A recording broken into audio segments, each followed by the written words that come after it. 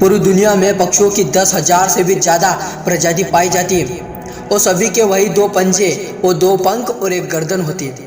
लेकिन उन्हीं में से एक ऐसा पक्षी है जिसकी एक अलग ही पहचान है, जो आसमान का सीना चीर के हजारों मीटर ऊपर 120 किलोमीटर की रफ्तार से उड़ता है, जो खुद के कई गुना अधिक वजन के शिकार को अपने पंजों में दबोच कर उड़ जाता है। और उसी के लिए उसे पक्षियों का राजा कहा जाता है, जिसे हम बाज के नाम से जानते हैं। और एक बाज इतना ऊंचा मुकाम हासिल करता है अपनी ट्रेनिंग की वजह से।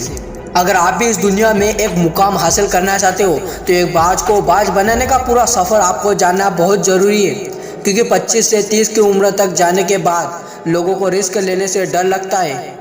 लेकिन एक बाज के जीवन की शुरुआत ही रिस्क से होती है। जिस उम्र में बाकी पक्षियों के बच्चे सिर्फ चीं-चां करना सीखते हैं, उस उम्र में एक मादा बाज अपने बच्चों को पंजों में दबोचकर हजारों मीटर आसमान की ऊंचाइयों में उड़ जाती है, उसे बताने के लिए कि तेरा जन्म आसमान का सीना चीर के सबसे ऊपर उड़ने के लिए हुआ, तेरा जन्म पक्षियों का बादशाह बनाने के लिए हुआ। जमीन से हजारों मीटर ऊपर ले जाकर मादा बाज अपने पंजों से उसे छोड़ देती है और वहीं से शुरू होती है उसकी हाई रिस्क ट्रेनिंग। चूजा जमीन की तरह तेजी से गिरने लगता है, थोड़ा नीचे आता है तो उसके पंख खुलने लगते हैं। नीचे आते आते वो अपने पंख फड़फड़ाने लगता है, लेकिन वो अभी तक उड़ना नहीं सीखा। वो जमीन से कुछ ही ऊपर होता है, ऐसा लगता है कि कुछ ही सेकेंड में उसका जीवन समाप्त हो जाएगा।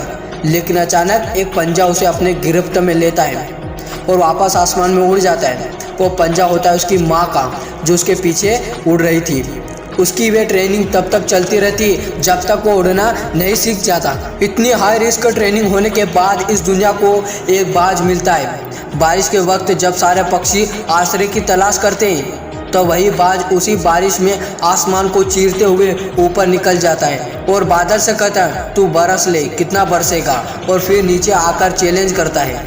एक बाज की उम्र लगभग 70 साल होती है। जब वह 40 साल का होता है तब परेशानी उसकी ज़िंदगी में मौत बनकर आती है, जो आपकी परेशानी की तुलना में बहुत बड़ी होती है, क्योंकि 40 साल की उम्र में बाज की चोंच इतनी मुड़ जाती है कि उसे शिकार निगलने में बहुत परेशानी होती है। उसके पंख भारी हो जाते हैं और छाती से चिपकने लगते हैं, जिससे उड़ना बहुत ही मुश्किल हो जाता है।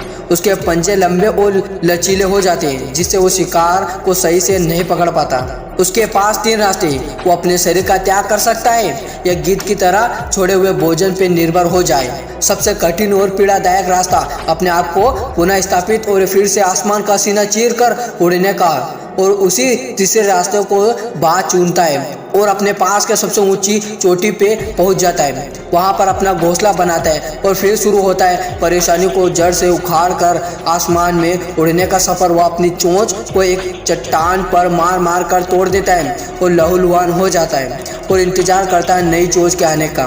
उसके बाद अपनी नई चोंच से पहले पंजों को काट देता है और फिर इंतजार करता है नए पंजों के उगाने का, और उसके बाद अपने एक एक पंख को अपने शरीर से अलग करता है और फिर इंतजार करता है नए पंख उगाने का। इस प्रक्रिया में उसे समय लगता है 5 महीने का। इन 5 महीनों के कड़ी मेहनत के बाद एक बाज का पुनर्जन्म होता है और फिर से तैयार हो जाता है आसमान का सीना चीर कर उड़ने के लिए। जो 3 रास्ते बाज के पास थे, वही 3 रास्ते आपके पास होते, लेकिन कुछ लोग पहले रास्तों को चुनते, ज़्यादातर लोग दूसरे रास्तों को चुनते और परेशानियों का बोझ पड़ते अपने लक्ष्य को छोड़कर एक नॉर्मल लाइफ जीने लगते हैं। और कुछ वे लोग होते हैं जो इस परेशानी को लात मारकर अपनी मेहनत के दम पर बाज की तरह आसमान की बुलंदियों को छूते हैं। दोस्तों, बाज की यह ट्रेनिंग हमें बहुत ही बड़ी सीख देती है कि अगर रिस्क लेना पड़े तो लो। अपने फील्ड में अपने आप को इतना ट्रेन कर लो कि उस फील्ड में आपसे ऊपर उड़ने के बारे में सोचकर लोगों के पसीने छूट जाएं, तभी आप अपने फील्ड के बादशाह कहलाओगे।